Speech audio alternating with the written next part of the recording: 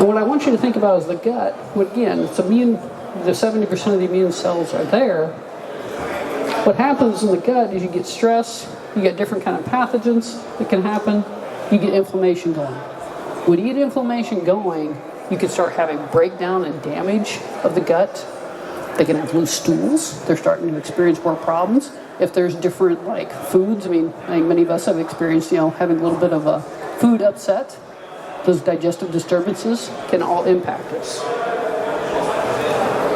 And when we think about what has plasma done, we've got over 40 years of research behind us. And like I said, it's in mice, it's in rats, it's in livestock species. And at the end of this, we're going to cover some of the stuff we've seen in dog and cats.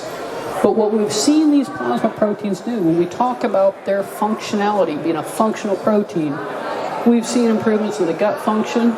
We've helped to maintain that barrier, gut barrier, help keep it intact. As we just talked about, if you get problems going on there, it starts affecting your nutrient utilization. The groceries that we're giving them, the good food that we're making for them, we want to make sure they're getting the full benefit from that. We've seen shifts in the microbiome towards a more positive microbiome when utilizing these proteins under different models. Repair of tissue is another thing. We'll cover that in an ulcer model in horses. We're going to cover that in this talk.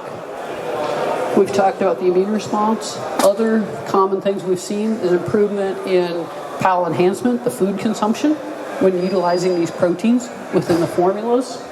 We've shown digestibility, which we're going to go into a little bit more detail. And when you got better digestibility, generally your stool quality is better, your lower volume, all the things we're wanting to show is a good gut to help support that.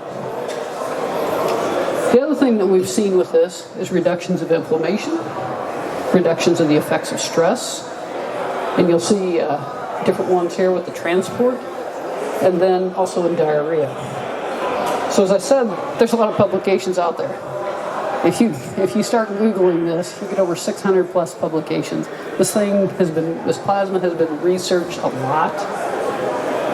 And then the other thing that we think about here is we just recently got a patent looking at cognition.